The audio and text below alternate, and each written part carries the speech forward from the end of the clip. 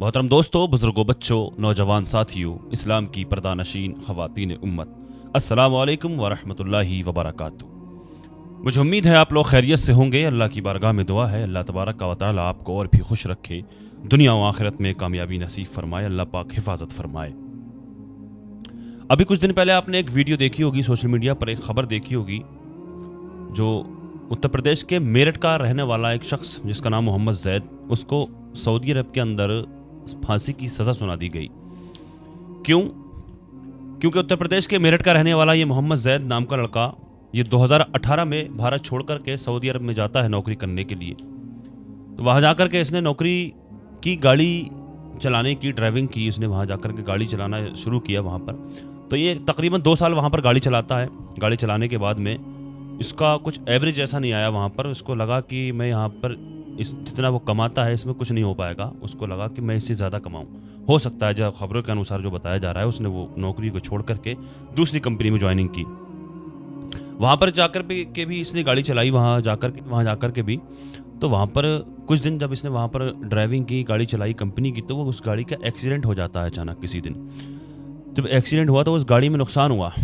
Company मालिक को बुरा लगा। उसने ये आरोप लगाया मोहम्मद जैद के ऊपर कि मेरी गाड़ी में जो नुकसान किया है तूने, एक्सीडेंट किया है, इसका तुझे हर्जाना वसूलना पड़ेगा।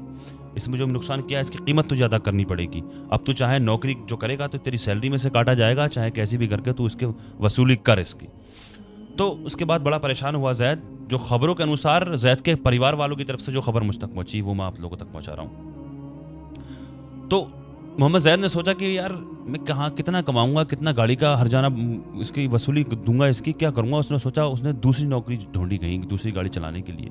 तो उसने एक ऐसा काम ढूंढा जिसने उसने सोचा कि दिन को मैं ये गाड़ी भी चला सकता हूँ और रात को जो है मैं कोई दूसरा काम भी कर सकता हूँ। दिन को प्रशासन की ही किसी पुलिस वाले की गाड़ी चलाता था वो, और रात को जो है कचरा गाड़ी होती है ना, तो उस पर काम करता था रात को वो। दिन में जो है खबरों के अनुसार जो बताया गया, तो जो दिन में गाड़ी चलाता था जिस पुलिस वाले की, वो पुलिस वाला मोहम्मद जैद से कुछ किसी चीज़ का सामान भेजता था, कुछ भेजता था उसकी गाड़ी में लोड करके। कुछ भेजता होगा। तो बताया ये जा रहा है कि वो नशे का कुछ सामान था, स्मैक वगैरह कुछ होगी, मालूम नहीं। मतलब नशीला कोई पदार्थ था। तो अचानक जद्दा की पुलिस उसको पकड़ लेती है। पकड़ने के बाद में उसको 2023 में गिरफ्तार कर लिया गया।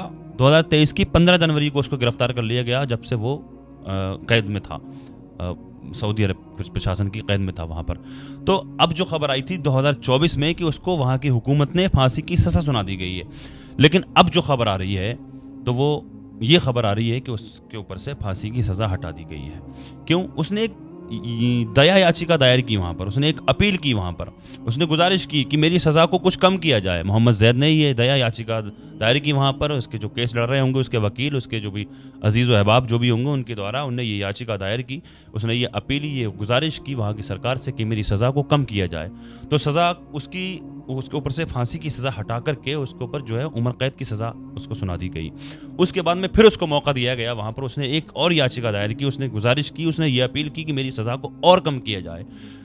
रहम किया गया उस पर, उसकी सज़ा को कम किया गया। 15 साल की सज़ा उसको अब सुना दी गई है मोहम्मद जैद को।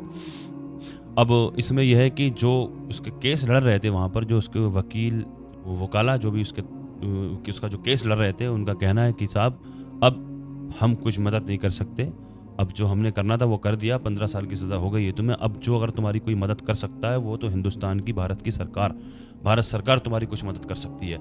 लिहाजा ये खबर मुझे आप लोगों तक पहुंचानी थी। अल्लाह पाक हिफाजत फरमाए। देखिए, पैसा ही सब कुछ नहीं होता।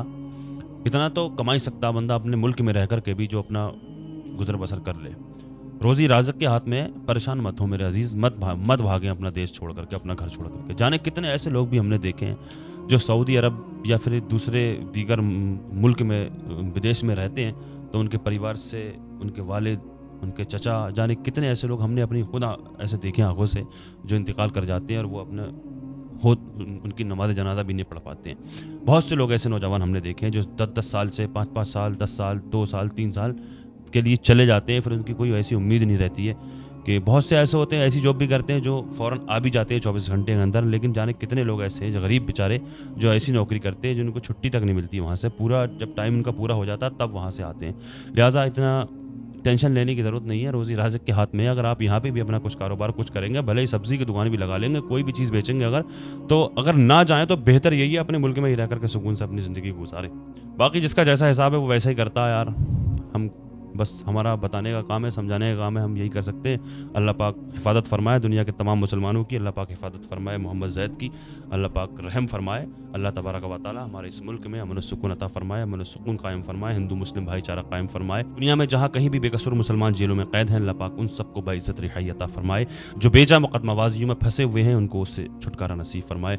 अल्लाह पाक जो भी बीमार हैं उनको शिफा अता फरमाए। दुनिया के तमाम मुसलमानों की इज़्ज़त व आबरू की, जान और माल की हिफाजत फरमाए। अस्सलामु अलैकुम व रहमतुल्लाहि व बरकातुहू।